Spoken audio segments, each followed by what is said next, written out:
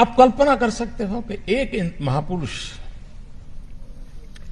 जिसको इतना जुल्म सहना पड़ा हो, जिसका बचपन अन्याय, उपेक्षा और उत्पीड़न से बीता हो, जिसने अपनी मां को अपना में अपमानित होते देखा हो,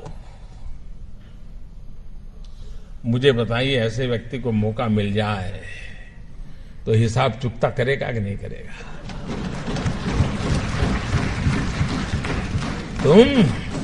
तुम मुझे पानी नहीं भरने देते थे, तुम मुझे मंदिर नहीं जाने देते थे, तुम मेरे बच्चों को स्कूल में एडमिशन देने से मना करते थे।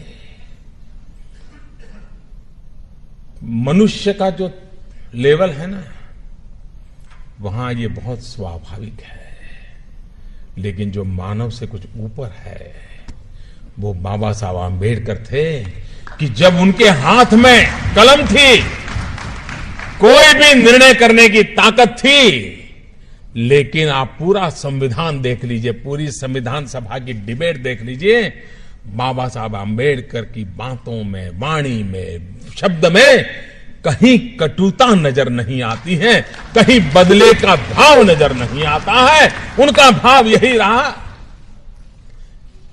और वो भाव क्या था, मैं अपने शब्दों में कह सकता हूं कि कभी कभार खाना खाते समय दांतों के बीच हमारी जीभ कट जाती है, लेकिन हम दांत तोड़ नहीं देते हैं। क्यों? क्योंकि हमें पता है दांत भी मेरे हैं, जीभ भी मेरी है। बाबा साहब आंबेडकर के लिए सवर्ण भी उनके थे और हमारे दलित, पीड़ित, शोषित भी दोनों ही उनके लिए बराबर थे। और इसलिए बदले का नामो निशान नहीं था, कटुता का नामो निशान नहीं था।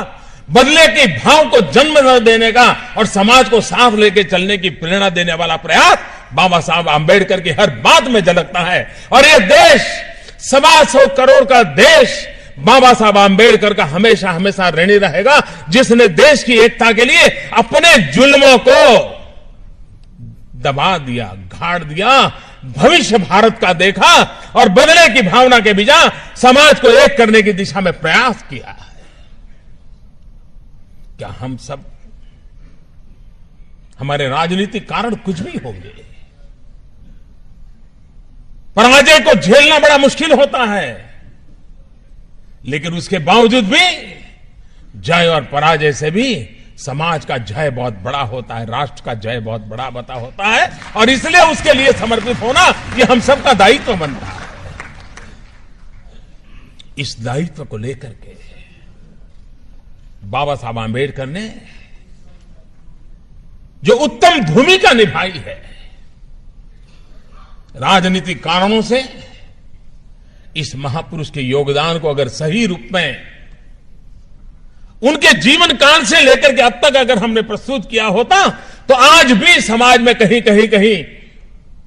तनाव नजर आता है।